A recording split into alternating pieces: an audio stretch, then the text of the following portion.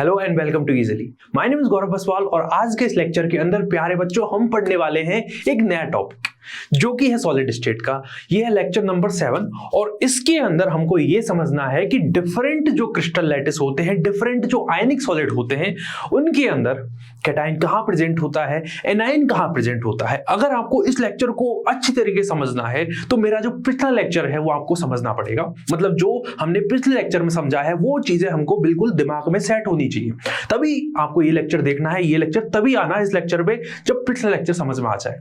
यानी आपको समझना है सबसे पहली चीज वॉइड क्या होती है। वॉइड बेसिकली एक इंटरस्टिशियल स्पेस होता है जो आप एटम्स को अरेंज करते हो। कितना भी पास आप अरेंज कर लो, मैंने हमेशा कहा है कितना भी पास अरेंज करोगे वहां पर एटम्स के बीच में स्पेस बच ही जाता है। क्लियर बात है। और वो जो स्पेस है वो कैसा कैसा हो सकता है, वो हमारा अगर मैं बात करूं 2D क्लोज पैकिंग के अंदर तो उसमें वो ट्रायंगुलर, अपन बात करते हैं ट्रायंगुलर प्लेनर हो सकती है वॉइड कहीं ना कहीं। ठीक है, ऐसे बात करता हूं अपना स्क्वायर प्लेनर वाली वॉइड थी एक। ठीक है, ऐसे अपने पास में है। अगर मैं 3D क्लोज पैकिंग की बात करूं तो वहां पर टेट्राहेड्रल वॉइड बन सकती है, ऑक्टाहेड्रल वॉइड बन सकती है और वहां पर वॉइड बन सकती है क्यूबिक। तो पिछले लेक्चर में आपको सारी चीजें मैं कहानी अबाउट दी इंटरस्टिशियल साइट या फिर वॉइड के बारे में बता चुका हूं। अब मैं आपको यहां पर बताने वाला हूं एक कमाल का कंसेप्ट विच इज एक्चुअली कि आयनिक सॉलिड्स के अंदर, अगर मैं बात करूं आयनिक सॉलिड के अंदर क्या होता है। कोई भी अगर आपके सामने आयनिक सॉलिड है, ठीक है, अगर आपके सामने कोई भी चीज है, ठीक है, उससे पहले ऐसा देख लेते हैं हमारा आज का जो लेक्चर है वो किस बारे में है। It is about the important ionic solids. ठीक है, अब बढ़ते हैं आगे। मैं बहुत एनर्जेटिक हूं, आज आपको एक कमाल की चीज देने वाला हूं। अगर आपने ये लेक्चर अच्छे तरीके से समझ लिया, मतलब नीट के अंदर आपके 2-3 क्वेश्चन सही होने वाले हैं। मतलब आपका एटलीस्ट 1 क्वेश्चन यहां से हर साल बनता ही बनता है। इसका मतलब आपको ये वाला जो लेक्चर है इसे बहुत फोकस करना है। ठीक है, बहुत अच्छी तरीके से एक एक चीज को क्लियर करते हुए चलना है। अब देखो जरा, अगर मेरे पास में क्या है, कोई भी आयनिक सॉलिड की अगर बात करूं, अगर मैं आयनिक सॉलिड की अगर एक बार मैं आपसे बात करता हूं तो उसका कुछ फॉर्मूला कैसे होगा। उसका जो फॉर्मूला है कुछ ऐसे होता है अपने पास में। अगर मैं बात करूं AB is the formula of that ionic solid. अब यहां पर जो AB है, यहां पर जो मेरा AB है इसके अंदर A+ होगा, ठीक है, B- होगा। मान लीजिए इसमें A+ है, B- है। तो होता क्या है यहां पर, जो जनरल केस मैंने आपको बताया था, B- मतलब एनायन। एनायन क्या करता है, मजदूरी करने का काम करता है। ये पूरे क्रिस्टल लैटिस को फॉर्म करने का काम करता है। अब क्रिस्टल लैटिस कैसा हो सकता है, इट कैन बी FCC। अरे अपने पास में FCC टाइप की यूनिट सेल हो सकती है, ठीक है, अपने पास में कहीं ना कहीं SCC यूनिट सेल भी हो सकती है, ठीक है, और ऐसे अपने पास डिफरेंट यूनिट सेल हो सकती है। बट मेजरली अपन को इनके बारे में समझना है। एक तो SCC होगा, मैं बात करूंगा CHCl के बारे में, तो यहां पे SCC बना देंगे। और FCC में अब होता क्या है, एनायन का काम समझ में आ गया कि वो क्रिस्टल लैटिस बनाने का काम करता है। और हमारा जो कैटायन होता है सर, वो क्या काम करता है, तो कैटायन एक्चुअली हमारा जाके बैठ जाता है भाई। जो जगह बनी है ना, जो वॉइड बनी है, उसको ऑक्यूपाई करने का काम कौन करता है, वो काम करता है हमारा कैटायन। ठीक है, इसका मतलब आपको ये चीज समझ में आ गई कि मतलब कैटायन तो जाएगा वॉइड के अंदर और हमारा जो एनायन है वो बनाता है क्रिस्टल लैटिस। या फिर मैं आपसे ये कह दूं कि वो काम करता है स्केलेटल बनाने का। वो काम का क्या करता है, वो स्केलेटल बनाने का काम करता है, स्केलेटल फॉर्म करने का काम करता है। तो ये कहानी होती है। अब यहां पर हमको फोकस करना है सबसे पहले NaCl क्रिस्टल लैटिस पे, ठीक है। उसके बाद हम फोकस करेंगे किसके बाद में, उसके बाद हम फोकस करेंगे कि डिफरेंट क्रिस्टल लैटिस, जैसे कि हमारे NaCl के अलावा ZnS हो गया, ठीक है, ऐसे CHCl हो गया क्रिस्टल लैटिस, ठीक है, ऐसे अपने पास में CF2 हो गया, ठीक है, Na2O हो गया। अब CF2 को मैं फ्लोराइड स्ट्रक्चर भी कहता हूं, Na2 को एंटी फ्लोराइड स्ट्रक्चर भी कहते हैं। तो इसका मतलब हमको इनके बारे में समझना है, ठीक है। तो शुरुआत करते हैं विदाउट एनी फर्दर डिले। अब अगर मैं थोड़ा सा आपको रिकैप दे दूं, रिकैप में यानी रिकैप इन द सेंस कि हम रेडियस रेशियो के बारे में जरा चीजें अपन पढ़ लेते हैं। देखिए रेडियस रेशियो के बारे में आपको मैंने बताया था। रेडियस रेशियो क्या होता है, अगर मैं R की बात करता हूं, कैटायन की रेडियस डिवाइड बाय एनायन की रेडियस, तो इसका जो रेशियो है इसको क्या कहते हैं, it is known as the radius ratio. इसको क्या कहा जाता है, it is known as the radius ratio. कहीं कहीं पे क्या होता है, ये कुछ इस तरीके से भी लिखा रहता है। क्लियर बात है। अब मैंने इसी के बेसिस पर आपको एक चार्ट बना के दिखाया था। क्या चार्ट दिखाया था कि अगर जो रेडियस रेशियो की जो रेंज है, मतलब मैं बात करूं रेडियस रेशियो की जो रेंज है, दैट इज 0.155 से लेके 0.225, और क्या हो सकता है 0.225 से लेके 0.414, हो सकता है 0.414 से लेके 0.732 तक चली जाए रेंज, या फिर ऐसा भी तो हो सकता है 0.732 से 1 तक चली जाए। अगर ऐसा हो कि जो रेंज है वो कहां तक चली गई है 0.155 से 0.225 के बीच है, तो उस केस में हम बात करते हैं जो वॉइड होती है, ठीक है, या फिर हमने जो शेप बात करी थी, किस चीज की बात करी थी, हमने बात करी थी शेप की, जो स्ट्रक्चर बनी है क्रिस्टल स्ट्रक्चर, उसको हमने क्या नाम दिया था, उसको नाम दिया था ट्रायंगुलर प्लेनर, ठीक है, ट्रायगोनल प्लेनर भी कह सकते हो आप, है ना। अगर बात करूं 0.225 से लेके 0.414, तो यहां पर बनती है टेट्राहेड्रल, और यहां पर बनती है ऑक्टाहेड्रल, और यहां पर बनती है क्यूबिक, ठीक। ये चीज मैंने आपको बताई, क्यूबिक वॉइड जो है बेसिकली, अगर आपको इन चीजों को रिलेट भी कर सकते हो वॉइड के साथ में, अगर रेंज रेडियस रेशियो की यहां से यहां के बीच में, मतलब 0.155 से लेके 0.225 के बीच है, तो वहां पर जो वॉइड बनेगी that will be trigonal void, ठीक है। अगर मैं बात करूं कि रेंज 0.225 से लेके 0.414 है, तो वहां पर टेट्राहेड्रल वॉइड बनती है, ठीक है। अगर बात करूं 0.414 से लेके 0.732, तो वहां पर जो वॉइड बनती है उसका नाम होता है ऑक्टाहेड्रल वॉइड। लेकिन अगर ऐसा हो 0.732 से लेके 1 तक की रेंज है रेडियस रेशियो की, उस केस में हम कहते हैं कि जो वॉइड है that will be cubic void. Clear बात है। फिर इसके डिफरेंट एग्जांपल्स भी बताए थे मैंने आपको कि हमारा क्यूबिक में एग्जांपल किसका लिया था, क्यूबिक वॉइड के केस में CSCl का एग्जांपल लिया था, ठीक है। टेट्राहेड्रल केस में कुछ लिया था, ZnS का लिया था। ऐसे ही हमारा ऑक्टाहेड्रल केस में मैंने NaCl को रखा था, और यहां पर किसको रखा था, H3BO3 को रखा था। अगर आपने मेरा पिछला लेक्चर देखा है, मैंने आपको पहले ही बता दिया है इस लेक्चर का जो एसेंस है, या ये लेक्चर कब समझ में आ सकता है, जब आपने पिछले लेक्चर की सारी बातें नोट कर ली हैं दिमाग में और अच्छे तरीके से समझ ली। तो शुरुआत करते हैं। आई थिंक आपने देख लिया होगा लेक्चर, तो शुरुआत करते हैं। अब देखो जरा सम इंपॉर्टेंट आयनिक सॉलिड, तो हम यहां पर किन किन आयनिक सॉलिड के बारे में चर्चा करने वाले हैं, यहां पर हम किस किस आयनिक सॉलिड के बारे में चर्चा करेंगे, ठीक है। देखिए जरा, सबसे पहले मैं आपके साथ में, रुकिए जरा, सबसे पहले मैं हम डील करेंगे NaCl के साथ में। उसके बाद में हम डील करते हैं भाई किसके साथ में, ZnS के साथ में। अब ZnS दो टाइप की स्ट्रक्चर बनाता है, ठीक है। ZnS एक तो बनाता है अपने पास में, या ZnS को छोड़ते हैं चलिए, ZnS दो टाइप की स्ट्रक्चर बनाता है, एक तो जिंक ब्लेंड होती है और एक जिंक बुटजाइट होती है। डिफरेंस है दोनों में, ये एक तरीके पॉलीमॉर्फिज्म शो कर रहा होता है। NaCl की बात करते हैं। NaCl में, यहाँ पर NaCl को समझेंगे, NaCl के बाद में हम समझ लेंगे Na2O को, ठीक है। फिर अपन समझेंगे CaF2 को, और फिर हम समझेंगे यहां पर किस चीज को, ZnS को, और फिर हम समझेंगे यहां पर CSCl को। तो इनके बारे में अपन को मेजरली फोकस करना है। अब देखो जरा, आपको मैं पहले ही क्लियर कर देता हूं कि क्या होता है एक्चुअल में। जब मैं NaCl को बोल दूंगा, NaCl के बारे में डिफरेंट चीजें मैं आपको समझा दूंगा कि Cl- कहां प्रेजेंट है, Na+ कहां प्रेजेंट है, यहां पर अपन डिफरेंट चीजें और भी उसके रेस्पेक्ट में कि रेडियाई किस तरीके से डिपेंड करेगी, यहां पर रेडियस रेशियो क्या निकल के आता है, ये सारी चीजें मैं यहां पर आपको दिखा दूंगा, ठीक है। क्लियर बात है। अब ये समझो, काफी बार क्वेश्चन में क्या होता है, जैसे मैं मान लेता हूं कि मेरे पास में एक XY आयनिक सॉलिड है, एग्जामिनर क्या कहेगा, वो सिंपली इतना सा कह देता कि जो XY है वो NaCl टाइप की क्रिस्टल स्ट्रक्चर को, Na टाइप की क्रिस्टल स्ट्रक्चर में, अरेंजमेंट में प्रेजेंट है या फिर ऑक्यूपाई करता है। तो इसका मतलब ये है कि अगर मैंने आपको NaCl समझा दिया है तो एग्जाम में वो NaCl टाइप का कुछ भी देता है, ठीक है। वो ऐसे ही Na2 टाइप का कुछ भी देता है, ठीक है। ऐसे ही CF2 का टाइप का कोई देता है। इसका मतलब आपको उसी तरीके से मान के चलना है, ठीक है। मैं इनको ऐसा स्केलेटल समझ रहा हूं और फिर उसी के बेस पे कुछ भी क्वेश्चन बनता है तो हम कर लेंगे। मतलब अगर मैं आपसे ये कहूं कि NaCl में आपको एक बेसिक आइडिया दे देता हूं कि NaCl में जो Cl- होता है वो क्रिस्टल लैटिस बना रहा है, इसका मतलब यहां पर बाई- क्रिस्टल लैटिस बनाएगा और X+ जो है वो कहां पर जाएगा, वॉइड के अंदर जाएगा। ऐसे आप समझ सकते हो चीजों को।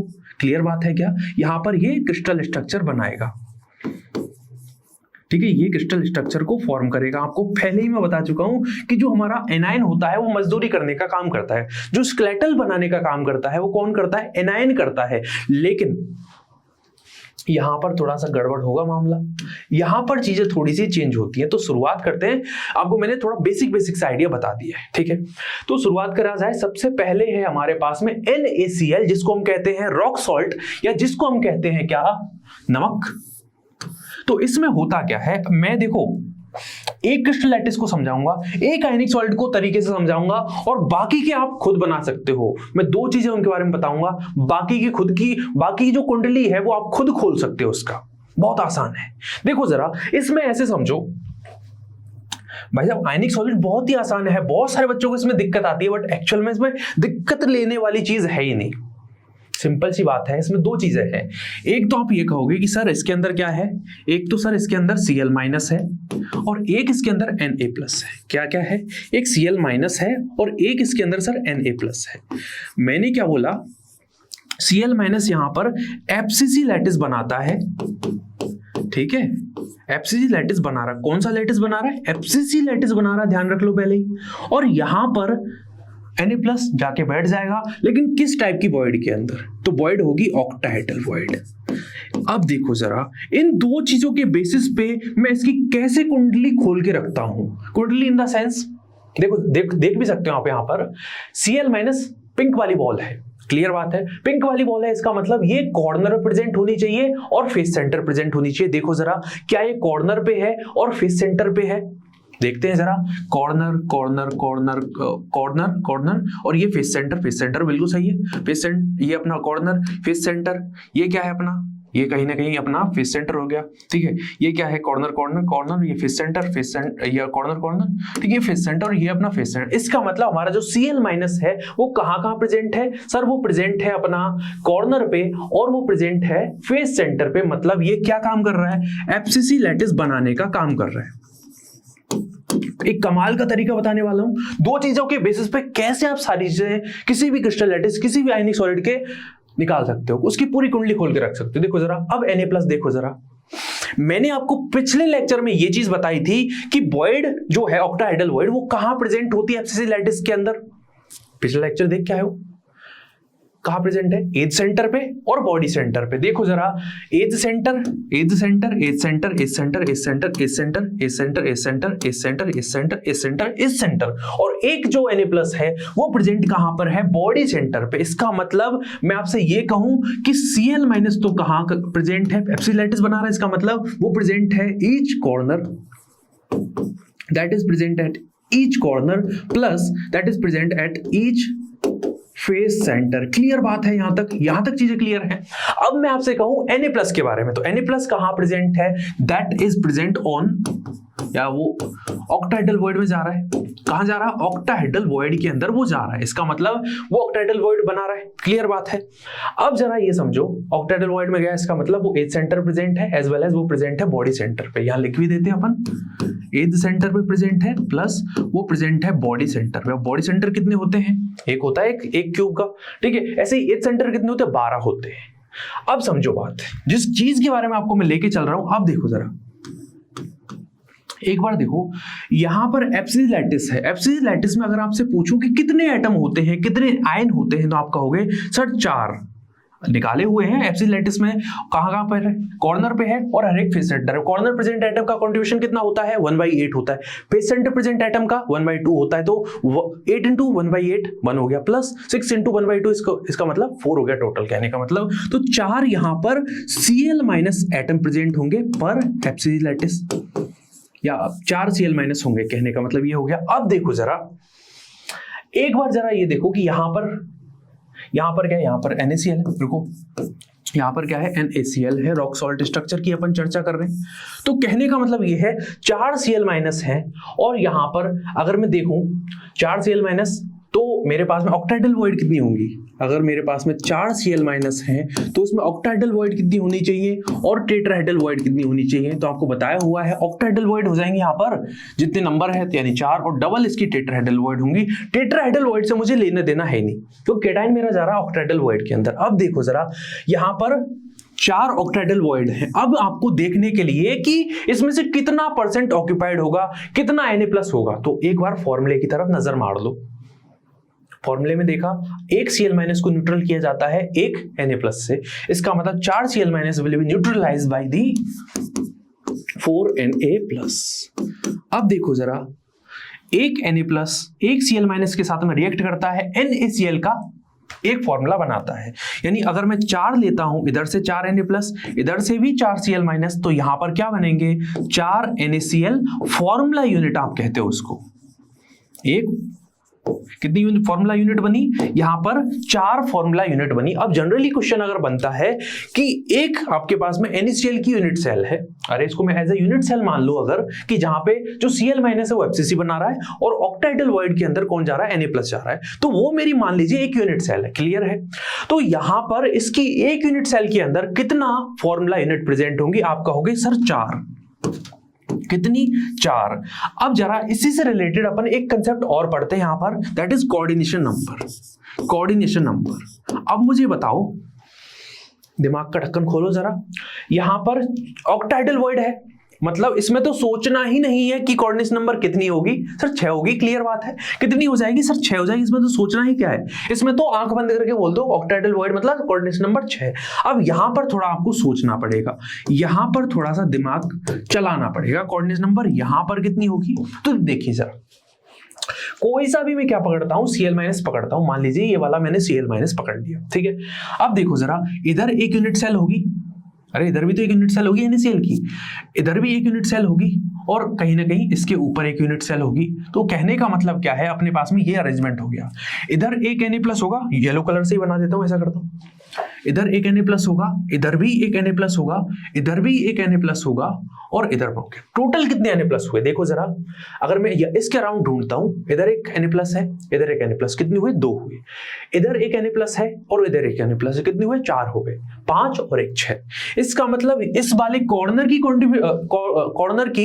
कोऑर्डिनेशन नंबर क्या हुई सर? 6 हो गई। क्लियर बात है। चलिए आगे देखते हैं, आगे देखो जरा, ये एटम भी प्रेजेंट है, इसकी कोऑर्डिनेशन नंबर कितनी होगी सर? इसकी भी 6 निकल के आएगी। कैसे निकल के आएगी, नहीं अज्यूम हो पा रहा होगा, रुकिए जरा। इसके ऊपर एक यूनिट सेल होगी ना, इसके जस्ट ऊपर एक यूनिट सेल है यहां पर, ठीक है। तो यहां पर एक Na+ प्रेजेंट है, ठीक है, यहां पर एक Na+ प्रेजेंट है। तो कहने का मतलब एक Na+, कितने हुए? 2 हुए, 3 4 5 और 1 6। मतलब कोऑर्डिनेशन नंबर Cl- की NaCl की एक यूनिट सेल में कितनी हो गई? यहां पर 6 हो गई। क्लियर बात है क्या? 6 यहां पर कोऑर्डिनेशन नंबर हो चुकी है। क्लियर बात है। अब जरा एक चीज और समझा जाए यहां पर। क्या समझे अपन? अगर मेरे पास में इसको मैं क्या मानता हूं, यहां से लेके यहां तक की डिस्टेंस को मैं a मान लेता हूं। क्या है? अरे एज लेंथ है ना, a है। इसको जरा अपन बाहर ही निकाल लेते हैं, ऐसा करते हैं। ये मान लीजिए मेरा क्या है? Cl-, ठीक है। इसके एज सेंटर पे कौन प्रेजेंट है? Na+ प्रेजेंट है। Na+ थोड़ा आपको छोटा बनाना पड़ेगा ना यार, छोटा बनाना पड़ेगा कहीं ना कहीं, तो इसको मैंने छोटा बनाया, ठीक है। फिर क्या है मेरा? Cl- है, ठीक है, Cl- है। इसकी रेडियाई को मान लीजिए मैं क्या मान लेता हूं? R+, ठीक है। तो कैटायन के मतलब R-, और इसकी R-। बीच वाली क्या हो गई? ये R+ हो गई, R+ हो गई, ठीक है। मतलब अपने पास में यहां से लेके यहां तक की डिस्टेंस क्या है? a है, ठीक है। इसका मतलब a बराबर क्या हुआ यहां पर? R- plus R+ plus R++R-। इसको जब मैं कैलकुलेट करता हूं तो यहां पे 2 तो R- हैं, 2 ही मेरे क्या हो गए यहां पर? R+ हो गए। इसका मतलब 2R- प्लस 2R+ हो गया। क्लियर बात है, जो कि a के बराबर है। तो a बराबर आप 2 अगर कॉमन लेते हो तो यहां पर क्या हो जाएगा? R- प्लस R+, मतलब कैटायन की रेडियस प्लस एनायन की रेडियस। अब मैं ऐसा करता हूं, अगर मैं एनायन की रेडियस को कैपिटल R से रिप्रेजेंट करता हूं, जो कि बड़े रेडियस को शो कर रहा है, और अगर R+ से डिनोट कर दूं स्मॉल r को, ठीक है। तो कहने का मतलब कैसे लिखा जा सकता है इसी चीज को? a बराबर 2R- मतलब capital R plus small r, इस तरीके से आप लिख सकते हो। क्लियर बात है। तो NaCl के क्रिस्टल लैटिस में आपको क्या क्या चीजें समझनी है? आपको 2 चीजें चाहिए किसी भी क्रिस्टल लैटिस के अंदर। आपको एक चीज तो कि लैटिस कौन बना रहा है और कौन सा लैटिस बना रहा है, ठीक है। दूसरी चीज आपको चाहिए होती है कि वॉइड कौन सी है, बाकी की जो चीजें हैं कि फॉर्मूला यूनिट कितनी होंगी, ठीक है, कोऑर्डिनेशन नंबर क्या होगी, ये सब अपने आप निकाल सकते हो। इसका मतलब आपको दो चीजें ही चाहिए यहाँ पर कहने का मतलब, एक तो फॉर्मूला यूनिट कौन सी, यहाँ पर एफसी लैटिस कौन सा है, मतलब लैटिस कौन सा है कहीं ना कहीं यहाँ पे एफसीसी है, और वॉइड कौन सी है। अगर ये दो चीजें आपने कैलकुलेट कर ली, आप उस क्रिस्टल लैटिस की, उस आयनिक सॉलिड की कुंडली खोल के रख दोगे। क्लियर बात है, यहां तक चीज समझ में आई। कोऑर्डिनेट नंबर इंपॉर्टेंट है, ठीक है। यहां पर अब रेडियस रेशो की बात करो जरा। रेडियस रेशो इसकी जो रेंज है ऑक्टाहेड्रल वॉइड है, इसका मतलब इसकी जो रेंज है कहां पर आनी चाहिए, कहीं ना कहीं 0.414 से लेके 0.732 के बीच में आनी चाहिए। इसका मतलब इसकी जो रेंज है वो कहीं ना कहीं वहीं पे आती है। Na+ की जो रेडियाई है ऑलमोस्ट अपन कहें कुछ ना कुछ 87 के आसपास होती है, कितनी होती है 87 पिकोमीटर के आसपास होती है। और जो Cl- है उसकी रेडियाई होती है अपना 187 के आई थिंक, इसकी 81 है, इसकी 187 पिकोमीटर के आसपास। तो कहीं ना कहीं जो रेंज है वो 0.414 से लेके 0.732 के बीच में आएगी अगर दोनों की रेडियाई को डिवाइड करें। क्लियर बात है। तो ये चीज अपन को समझ में आई या नहीं आई। इंपॉर्टेंट क्या क्या है, इंपॉर्टेंट यहां पर ये चीज कोऑर्डिनेट नंबर बहुत इंपॉर्टेंट है दोनों की। और अगर मैं बात करूं इनका रेशो भी आप देख सकते हो यहाँ पर। कोऑर्डिनेट नंबर का जो रेशो है वो क्या है, कोऑर्डिनेट नंबर का जो रेशो है दैट इज 6:6। अब बहुत सारे बच्चे क्या करेंगे यहाँ पर 6:6 का, अरे खुद का मन करेगा इसको 1:1 लिख देते हैं, बट लिखना नहीं है, गलत हो जाएगा भाई। कोऑर्डिनेट नंबर तो भाई 6:6 के फॉर्म में जाएगी ना। अगर मैं रेशो निकाल के 1:1 रख दूंगा तो फिर 1 कोऑर्डिनेट नंबर होती है किसी चीज की, नहीं होती। इसका मतलब आपको इसी फॉर्म में इसको रखना है। ये कोऑर्डिनेट नंबर का अगर मैं Na+ के रेस्पेक्ट में, Cl- के रेस्पेक्ट में कोऑर्डिनेट नंबर का रेशियो देखूं वो कितना निकल के आएगा, 6:6। चलिए आगे बढ़ते हैं। आगे अगर अपन बढ़े तो दूसरा क्रिस्टल लैटिस आपके सामने रख रहा हूं। मान लीजिए यहां पर क्या है, यहां पर CF2 है। अब मैंने क्या बोला, एक चीज मैं आपको ये बताऊंगा कि यहां पर कौन सा लैटिस बन रहा है, ठीक है, और वॉइड कौन सी है। सिंपल ये चीजें मैं आपको बताऊंगा। अब बाकी की चीजें आप खुद बना सकते हो, ठीक है, बाकी की चीजें आप खुद बना सकते हो। देखो जरा यहां पर क्या होगा, यहां पर F- और यहां पर CF2+ है। देखो होना क्या चाहिए था, F- क्रिस्टल लैटिस बनाता, Ca2+ कहीं ना कहीं वॉइड के अंदर जाना चाहिए था। बट यहां पर थोड़ा सा झोल है, यहां पर चीजें चेंज होंगी।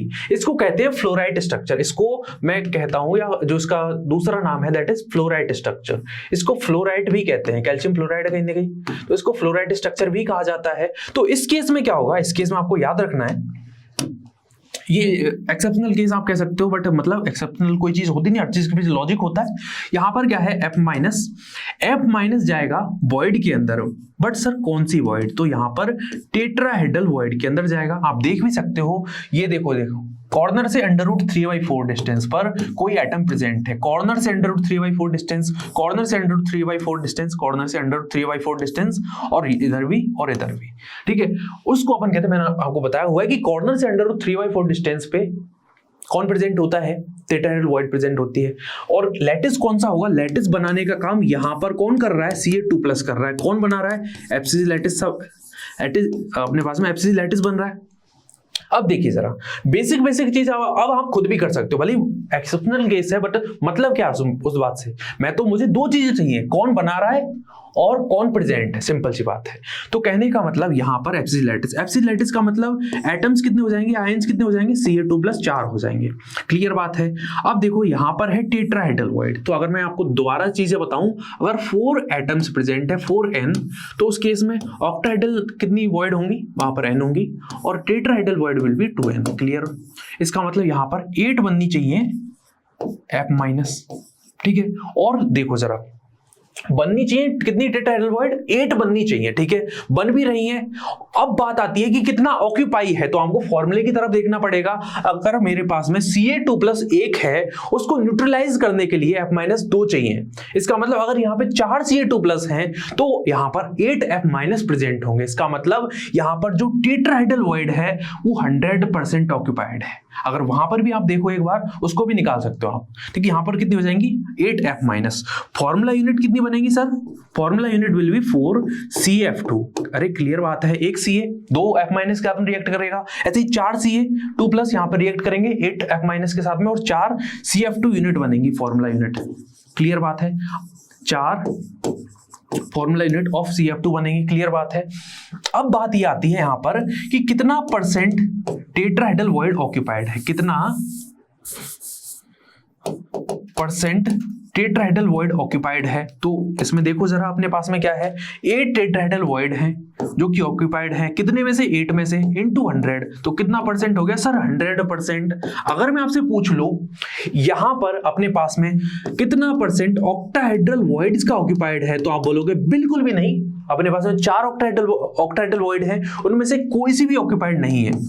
0 डिवाइड बाई 4 इंटू 100, इसका मतलब कितना हुआ, 0%। तो अपने पास में अगर मैं कहूं टोटल वॉइड्स का जो परसेंटेज ऑक्यूपाइड है, मतलब अपने पास में 12 तो वॉइड है, उनमें से ऑक्यूपाइड कितनी है, 8 है, इंटू 100 कर लेना, जो भी परसेंटेज आए यहाँ पे अपन लिख सकते हैं, ठीक है, लिख सकते हो, कोई बड़ी चीज नहीं है। इसको अगर सिंप्लीफाई अगर मैं करके लिखूं तो यहाँ पर ये 2 टाइम कटेगा, यहाँ पर 3 टाइम, तो 200 डिवाइड बाई 3, इसका मतलब 66.66% ऑक्यूपाइड है। क्लियर बात है, 66.66 वॉइड का मतलब ऑक्टाहेड्रल को मिला दिया, टेट्राहेड्रल को मिला दिया, दोनों का टोटल किया और फिर परसेंटेज निकाली, तो अपने पास में 66.66 वॉइड परसेंटेज यहां पर ऑक्यूपाइड है। क्लियर बात है, ये चीज समझ में आ गई अपने पास में। अब बात आ जाती है कोऑर्डिनेशन नंबर की, कि सर यहां पर कोऑर्डिनेशन नंबर का रेशियो क्या रहेगा और कोऑर्डिनेशन नंबर रहेगी क्या। देखो जरा, टेट्राहेड्रल वॉइड, अरे वॉइड के केस में तो सोचना ही नहीं है कि कोऑर्डिनेशन नंबर यहां पर कितनी होगी, 4 हो जाएगी, सिंपल सी बात है।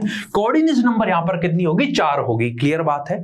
अब यहां पर सोचना पड़ेगा थोड़ा सा अपन को, कौन वॉइड बना रहा है, कौन वॉइड बना रहा है, मतलब वॉइड बनाने का काम तो वॉइड में जा कौन रहा है, अपने पास F माइनस, ठीक है, उसकी मैंने कोऑर्डिनेट नंबर बता दी है। इसकी कोऑर्डिनेशन नंबर बताओ जरा क्या होगी, कहां पर प्रेजेंट है, Ca2+, कॉर्नर प्रेजेंट है, हर एक फेस सेंटर प्रेजेंट है। और मैंने आपको बताया हुआ है कि भले ही यहां पर एप्सिलॉन लैटिस की मैं बात करूं तो ये इसको टच कर रहा है, √3/4 डिस्टेंस पे है, ठीक है, इसका मतलब इस वॉइड में अगर मेरा F माइनस जाता है तो वो इसको टच करेगा।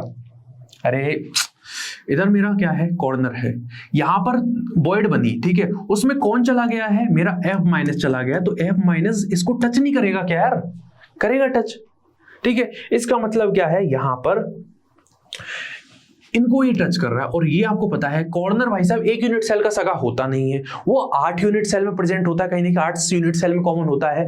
इसका मतलब ऐसे ही ये 8 टेट्राहेड्रल वॉइड को टच करेगा।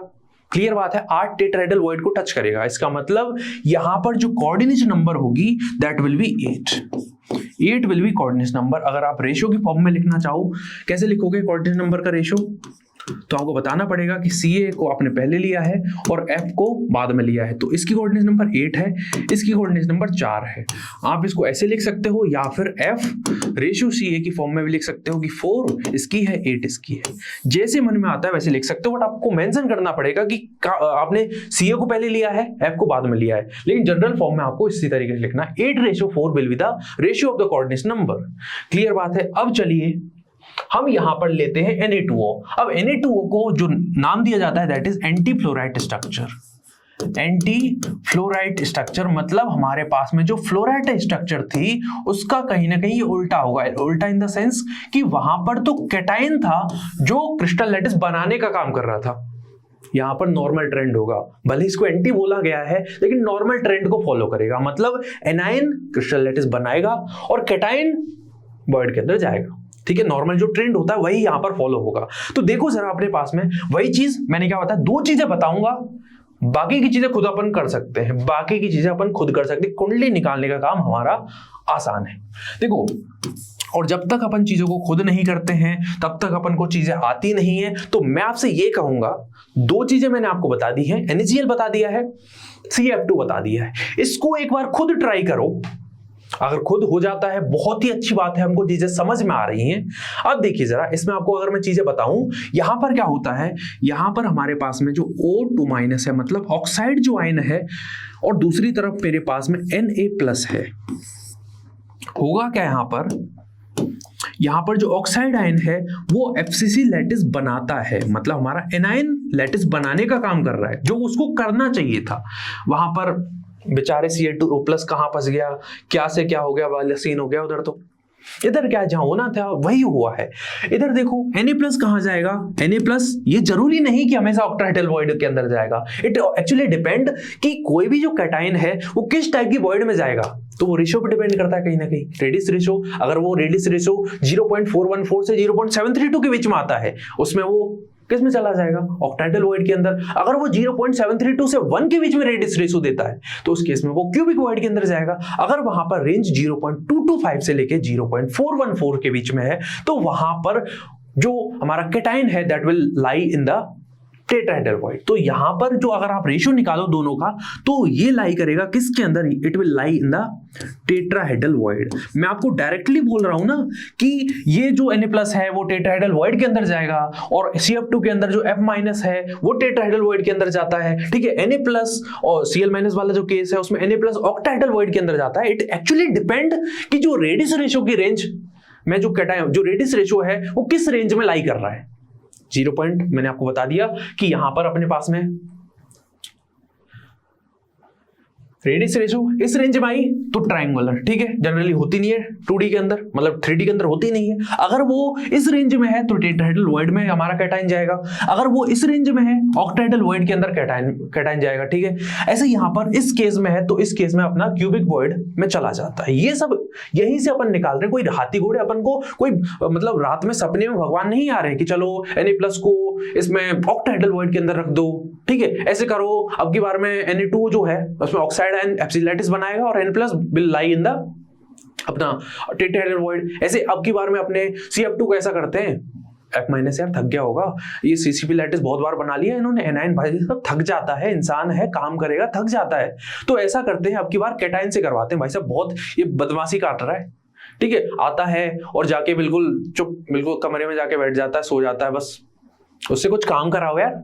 तो अब की बार CF2 के केस में क्या हुआ, Ca2+ फंस गया इस बार, उसको दे दिया काम लैटिस बनाने का। कौन सा लैटिस बनाने का, CCP लैटिस बनाने का। तो उसने CCP लैटिस बनाया, ठीक है, और हमारा जो F- है वो चला गया टेट्राहेड्रल वॉइड के अंदर, ये केस हुआ। तो ये एक्चुअली डिपेंड किस बात पे करता है, it actually depend on the radius ratio, ठीक है, समझ में आ गई होगी जो चीज मैं आपको बताई। तो चलिए आगे बढ़ते हैं, अपन चीजों को आगे बढ़ाते हैं जिसके बारे में अपन चर्चा कर रहे थे। अब मैंने आपको 2 चीजें बता दी हैं, आगे की चीजें खुद ट्राई करो, खुद ट्राई करोगे मजा आएगा एकदम, आपको भी मेरे को भी। अब देखो एप्सिस लैटिस कितने एटम होंगे, 4 ऑक्साइड आयन, छाती ठोक के लिख देना। इधर देखो 4 अगर ऑक्साइड आयन है तो ऑक्टाहेड्रल वॉइड कितनी होंगी, टेट्राहेड्रल वॉइड कितनी होंगी, 4 यहां पर ऑक्साइड, 4 यहां पर ऑक्टाहेड्रल वॉइड होंगी, 4 यहां पे ऑक्टाहेड्रल वॉइड होंगी और 8 यहां पर टेट्राहेड्रल वॉइड होंगी, ठीक है, क्लियर बात है यहां तक। अब आप एक बार जरा फॉर्मूला देखो, मतलब परसेंटेज कितना ऑक्यूपाइड है, कितनी एटम यहां पर Na+ के होंगे। अगर इसका 4 है, एक oxide ion will be neutralised by the 2 Na+, clear है। इसका मतलब अगर 4 ऑक्साइड मेरे प्रेजेंट है तो उस केस में आपको 8 Na+ की रिक्वायरमेंट होगी कहीं ना कहीं, एक फॉर्मूले के अकॉर्डिंग अपन ने देख लिया है। अगर 8 Na+ है इसका मतलब पूरी की पूरी टेट्राहेड्रल वॉइड ऑक्यूपाइड हो गई है। और टेट्राहेड्रल वॉइड FCC में कहां प्रेजेंट होती है, कॉर्नर से √3a/4 डिस्टेंस पर हमारी टेट्राहेड्रल वॉइड प्रेजेंट होती है। पता है आप सभी को, पता है नहीं पता, ऑक्टाहेड्रल का भी पता होगा। ये कहां प्रेजेंट होती है, प्रेजेंट होती है एज सेंटर पे और बॉडी सेंटर पे, क्लियर है या नहीं है, क्लियर होगी बात। अब यहां पर ये चीज देख ली। अब देखो जरा, मेरे पास में 2 Na+ रिएक्ट करते हैं एक ऑक्साइड के साथ में, एक फॉर्मूला यूनिट बनती है, ठीक है। यहां पर 8 Na+ 4 ऑक्साइड आयन के साथ में रिएक्ट करेंगे, क्या बनाएंगे, 4 Na2O की फॉर्मूला यूनिट बनाएंगे। क्या आपसे अगर पूछ लिया जाए कि मेरे पास में अगर एक एंटी फ्लोराइड यूनिट सेल है तो बताइए जरा उसके अंदर कितने फॉर्मूला यूनिट है, तो आप कहोगे 4। कितने, 4। एक नहीं बोलना है, एक नहीं बोलना है। ऐसे ही आपको अगर आपसे CF2 की एक यूनिट सेल पूछी जाए और उसमें पूछा जाए कि इसके अंदर कितने फॉर्मूला यूनिट प्रेजेंट हैं, एक यूनिट सेल ऑफ CF2 के अंदर आपको बोलना 4। अगर आपसे पूछा जाए NaCl की एक यूनिट सेल है, उसमें एक यूनिट सेल है, उसमें कितने फॉर्मूला यूनिट प्रेजेंट है, आप बोलोगे कितने, अरे अभी बताया ना कितने, अपने पास में कहीं ना कहीं 4 होंगे, ठीक है। तो 4 यहां पर फॉर्मूला यूनिट होते हैं, क्लियर बात है। अब बात आ जाती है किस बात पर कि भाई यहां पर कोऑर्डिनेशन नंबर क्या होगी। इसमें तो सोचने का ही नहीं है, इसमें तो सोचने का ही नहीं है, अपने माइंड को दिक्कत देने की जरूरत ही नहीं है। कोऑर्डिनेशन नंबर टेट्राहेड्रल वॉइड, इसका मतलब 4 हो गए, टेट्राहेड्रल का मतलब ही 4 होता है। यहां पर सोचना पड़ेगा, मेरा ऑक्साइड यहां पर प्रेजेंट है, ठीक है, कहां प्रेजेंट है, एप्सिस लैटिस बना रहा मतलब कॉर्नर पे और फेस सेंटर पे। इसका मतलब आपको यहां पर कोऑर्डिनेशन नंबर क्या बोलनी है, अरे सेम केस हो गया ना अभी CF2 वाला, बस उसमें उल्टा है कि एनायन अलग काम कर रहा है, सी जहां पर यहां पर जो एनायन काम कर रहा है उसका उल्टा हो रहा है। लेकिन अगर मैं एटम यहां पे प्रेजेंट है उसकी बात करूं मैं, तो उस केस में कोऑर्डिनेट नंबर क्या बताई मैंने, 8 बताई ना यार, कितनी बताई, यहां पर कोऑर्डिनेट नंबर 8 हो जाएगी। क्लियर बात है, समझ में आ गया होगा, इतनी सी बात है, ये चीज समझ में। अब जरा मैं आपसे पूछूं कि मेरे पास में अगर टेट्राहेड्रल वॉइड है, अगर मेरे पास में कितना परसेंटेज ऑफ टेट्राहेड्रल वॉइड यहां पर ऑक्यूपाइड है, तो आप बोलोगे सर यहां पर 8 टेट्राहेड्रल वॉइड ऑक्यूपाइड है, कितने में से, 8 में से, तो परसेंटेज बताओ कितना होगा, सर 100% होगा। ठीक है बात। सर यहां पर अपने पास में ऑक्टाहेड्रल वॉइड कितना ऑक्यूपाइड है, सर 0%। मेरे पास में 4 ऑक्टाहेड्रल वॉइड है, उनमें से कोई सी भी ऑक्यूपाइड नहीं है सर, ये तो बहुत बदमाशी हो रही है सर ऑक्टाहेड्रल वॉइड के साथ में, बिल्कुल मस्त खाली पड़ी है, भरने वाला ही नहीं है कोई यूजर। इसका मतलब इसका 0% ऑक्यूपाइड है। अगर मैं कहूं total percentage of total void वो कितना होगा, तो आप कहोगे सर 12, 8 प्लस 4 कितने होते हैं, 12 होते हैं, 12 में से 8 ऑक्यूपाइड है, इनटू 100 कितना आ गया सर 66.66% ऑफ अपने पास में tetrahedral plus octahedral void occupied है। क्लियर बात है। अब चलिए आगे बढ़ते हैं। जेडएनएस क्रिस्टल स्ट्रक्चर को समझने से पहले हम समझ लेते हैं CsCl क्रिस्टल स्ट्रक्चर। आप देख पा रहे हैं यहां पर 2 टाइप के आयंस प्रेजेंट है, एक कैटायन है एक एनायन है। क्लियर बात है। कैटायन क्या करेगा, एनायन क्या करेगा, 2 चीजें, मेरे पास में Cs प्लस है, मेरे पास में Cl माइनस है, तो इस केस में क्या होगा, इस केस में मैंने आपको बताया हुआ है Cl माइनस क्या है, अरे मैंने आपको क्या बताया था, यहां पर सिंपल क्यूबिक यूनिट सेल बनती है, SCC यूनिट सेल ही बनाता है, ठीक है। और यहां पर हमारे जो Cs प्लस है वो चला जाता है किसके अंदर, ये जाता है बॉडी सेंटर में। बॉडी सेंटर की ऑर्डिनेट नंबर क्या है, 8 है। मतलब अगर वहां पर कोई वॉइड प्रेजेंट है उसको मैं नाम क्या दूंगा, cubic void will be named. ठीक, क्लियर बात है। अब जरा आगे की चीज शुरुआत करते हैं। अगर मेरे पास SCC यूनिट सेल है उसमें क्या होगा, पर यूनिट सेल कितने एटम प्रेजेंट होते हैं, 1 Cl माइनस प्रेजेंट होता है। अगर यहाँ पे 1 Cl माइनस है और यहाँ पर कितने होंगे, अरे एक यूनिट सेल के अंदर केवल एक सेंटर होता है, ठीक है, कौन सा वाला, बॉडी सेंटर कितने होते हैं, 1 होता है। इसका मतलब यहाँ पर मेरे पास में Cs प्लस कितने हो जाएंगे, सर यहाँ पर 1 Cs प्लस हो जाएगा। तो इसकी फॉर्मूला यूनिट कितनी होंगी, फॉर्मूला यूनिट भी अपने पास में 1 ही निकल के आएगी, 1 फॉर्मूला यूनिट। मतलब अगर मैं बात करूं NaCl की, मैं बात करूं आपसे Na2O की, बात करूं CF2 की, तीनों के अंदर, ठीक है, आपने देखा तीनों के अंदर 4 निकल के आए। लेकिन इस केस में क्या है, ये अकेली ऐसी यूनिट सेल है जिसमें पर यूनिट सेल एक फॉर्मूला यूनिट निकल के आ रही है, बाकी में कितनी थी, 4 थी। डिफरेंस अगर आपको याद करना है कि अगर मेरे पास में NaCl है, मेरे पास में Na2O है, मेरे पास में CF2, अभी तक जो चीजें पड़ी हैं, ऑक्टाहेड्रल वॉइड इसमें बनती है, दोनों के अंदर टेट्राहेड्रल वॉइड बनती है, और CsCl के अंदर जो है वो हमारी क्यूबिक वॉइड बनती है। अब देखो जरा कोऑर्डिनेट नंबर, इस केस में कोऑर्डिनेट नंबर कैसे देखोगे, तो देखो जरा, मेरा ये रहा Cl माइनस, किसको टच करेगा, बॉडी सेंटर को टच करेगा, और ये कितनी यूनिट सेल में कॉमन होता है, टोटल 8 में। इसका मतलब इसकी कोऑर्डिनेट नंबर कितनी हो गई, इसकी कोऑर्डिनेट नंबर कितनी हो गई, 8 हो गई। और इसमें जरा सोचने की जरूरत है क्या, कोऑर्डिनेट नंबर कितनी होगी, सर इसके केस में तो क्यूबिक वॉइड बोल रहा है, इसका मतलब कोऑर्डिनेट नंबर सर 8 हो जाएगी। क्लियर बात है, क्लियर बात होगी। आई थिंक यहां तक चीजें क्लियर है। अब आगे क्या बचा हुआ है इसमें, बस इतनी सी बात है अपन को जो डिस्कस करनी है। कोऑर्डिनेट नंबर का रेशियो अगर निकालना चाहो, कोऑर्डिनेट नंबर का रेशियो निकालना चाहो तो अपने पास में क्या है, 8:8 निकल के आ जाएगा, 1:1 इसको लिखना नहीं है, ठीक है। ये चीज समझ में आ गई। अगर आपसे पूछा जाए कि कितना परसेंट क्यूबिक वॉइड का ऑक्यूपाइड है, एक यूनिट सेल के अंदर एक क्यूबिक वॉइड प्रेजेंट होती है जो कि ऑक्यूपाइड है, 100% ऑक्यूपेशन हो गया। क्या ऑक्यूपेशन, उसकी बात नहीं कर रहा कि क्या काम धंधा कर रहे हो, उसकी बात नहीं कर रहा हूं, कितना परसेंट यहां पर वॉइड ऑक्यूपाइड है वो पूछ रहा हूं मैं। समझ में आया? यहां तक चीजें क्लियर हुई क्या हमको? यहां तक चीजें क्लियर हैं क्या? क्लियर होंगी आई थिंक। अब जरा चर्चा कर ली जाए जेडएनएस क्रिस्टल स्ट्रक्चर की, और पर्टिकुलरली मैं बात कर रहा हूं जिंक ब्लेंड की। किसकी बात कर रहा हूं? जिंक ब्लेंड की, ठीक है। तो देखिए जरा, इसको जरा हम अलग ही पेज पे ले लेते हैं। ऐसा करते हैं, इसको हम अलग पेज पर ले लेते हैं। मेरे पास में है ZNS, और मतलब मैं किस बारे में चर्चा कर रहा हूं? मैं चर्चा कर रहा हूं जिंक ब्लेंड के बारे में। जिंक ब्लेंड के बारे में आपसे चर्चा कर रहा हूं। अब देखो जरा, जिंक ब्लेंड में क्या होता है, नॉर्मल ट्रेंड होता है, मतलब एनायन को जो काम करना है वही काम कर रहा होता है वो, ठीक है। एनायन कौन है? सल्फाइड आयन, और कैटायन कौन है? Zn2+, जिंक आयन, ठीक है। अब देखिए जरा, ये बनाता है एफसीसी लैटिस। क्या बनाता है? FCC lattice.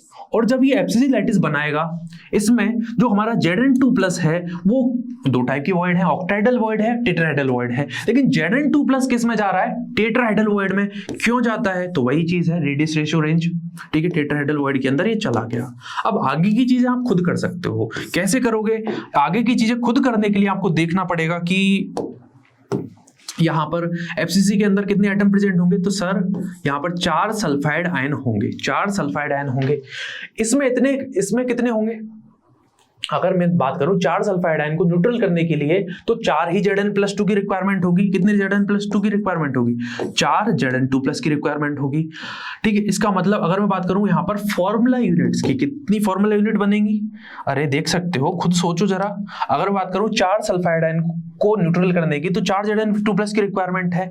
ठीक है, इसका मतलब यहां पर कहीं ना कहीं 4 ZnS फॉर्मूला यूनिट बन जाती है। कितनी यूनिट बन जाती हैं? 4 ZnS फॉर्मूला यूनिट यहां पर बन के तैयार होती है। क्लियर बात है? क्लियर बात है? ये चीजें समझ में आ गई क्या? अब जरा थोड़ी एडिशनल जो चीजें हैं वो देख लेते हैं। एडिशनल चीजें क्या क्या है? मेरे पास में कितना परसेंटेज टेट्राहेड्रल वॉइड का ऑक्यूपाइड है? खुद करो। अपने पास में कितना percentage of octahedral void occupied है? कितनी होती है? 8 होती है। 8 में से यहां पर कितना परसेंटेज कितना ऑक्यूपाइड है? तो 4 है। 4 डिवाइड बाई 8 करोगे इनटू 100 तो यहां पर निकल के आएगा 50% टेट्राहेड्रल वॉइड ऑक्यूपाइड है। क्लियर बात है? और ऑक्टाहेड्रल के केस में क्या होगा? रिजल्टेंट आप कह सकते हो यहां पर कितना है? 0 डिवाइड बाई 4 इंटू 100 कितना हुआ? 0% यहां पर ऑक्यूपाइड है। कितना परसेंट ऑक्यूपाइड है? 0 ऑक्यूपाइड है। अगर मैं आपसे ये कहूं कि मेरे पास में टोटल वॉइड कितना ऑक्यूपाइड है, टोटल परसेंटेज जो कि ऑक्यूपाइड है वॉइड का, that is 4 divide by 12 into 100 कितना होगा? ये 1/3। इसका मतलब इट इज 33.33। क्लियर है क्या? 33.33% ऑफ वॉइड यहां पर ऑक्यूपाइड है। ये चीज समझ में आ गई। अब जरा कोऑर्डिनेशन नंबर के बारे में जरा चर्चा कर लेते हैं। किस बारे में चर्चा करते हैं? कोऑर्डिनेशन नंबर के बारे में। टेट्राहेड्रल वॉइड मतलब कोऑर्डिनेशन नंबर क्या होगी? सर यहां पर तो 4 आ जानी चाहिए। और इसकी क्या होगी? इसकी भी कहीं ना कहीं जो कोऑर्डिनेशन नंबर क्या होती है? 4 ही होती है। कोऑर्डिनेशन नंबर क्या होती है? 4 होती है। क्लियर है? तो ये चीजें आपको क्या याद रखनी है? 2 चीजें पता होनी चाहिए, लैटिस कौन सा है, वॉइड कौन सी है। और वॉइड कहां से आई? अपने पास में टेट्राहेड्रल वॉइड कहां से आएगी? ठीक है, रेडियस रेशियो की रेंज देखनी पड़ती है कि मैंने इसकी रेडियाई देखी, इसकी रेडियाई देखी, दोनों का रेशियो निकाला, रेंज कहां पर लाई कर रही है, उसके बेसिस पर अपन बेसिकली एटम को रखते हैं या फिर कैटाइन को रखते हैं। समझ में आया? ये चीजें क्लियर हुई या नहीं हुई? आई थिंक बहुत इजी चीजें हैं। अब अपन को जैसे याद कैसे करनी चीजें, देखो याद कैसे करोगे? NaCl है मेरे पास में, ठीक है, मेरे पास में Na2 है, ठीक है, मेरे पास में CaF2 है, और मेरे पास में ZnS है, और मेरे पास में यहां पर क्या है? CaCl है। ठीक, क्या बोल रहा हूं? सॉरी, CaCl है। तो देखो जरा याद करने का जो तरीका है वो बहुत ही सिंपल है। देखो सबके अंदर क्या है? इसको छोड़ के, केवल इसको छोड़ के सबके अंदर क्या है? एफसीसी लैटिस है। सबके अंदर क्या है? एफसीसी लैटिस है। क्लियर बात है? फिर देखो इसके अंदर क्या है? ऑक्टाहेड्रल वॉइड है। इसके अंदर ऑक्टाहेड्रल वॉइड है। बाकी जितनी भी यूनिट सेल है उनमें क्या है? टेट्राहेड्रल वॉइड में एटम गया है। सबके सब में टेट्राहेड्रल वॉइड है। अब देखो जरा बाकी अगर मैं बात करूं, इसकी फॉर्मूला यूनिट कितनी थी? 4 थी। इसकी फॉर्मूला यूनिट 4 थी। इसकी फॉर्मूला यूनिट 4 थी। इसकी फॉर्मूला यूनिट 4 थी। इसकी फॉर्मूला यूनिट 1 है। ठीक है, ये चीजें समझ में आ गई। यहां पर अगर मैं जितनी भी एटम्स की बात करूं, सबके सब जो एनाइन है वो लैटिस बनाने का काम करते हैं। यहां पर अपना इसको छोड़ के मतलब यहां पर Ca2+ बना रहा होता है। ठीक है, ये चीज क्लियर है। Ca2+ क्रिस्टल लैटिस बना रहा होता है। कौन सा बना रहा होता है? एफसीसी बना रहा होता है। ये चीजें समझ में आ गई क्या? इस तरीके से आप चीजों को याद कर सकते हो। अब एक चीज और बताऊं आपको, यहां पर जितना भी परसेंटेज है टेट्राहेड्रल वॉइड का वो 100% ऑक्यूपाइड है।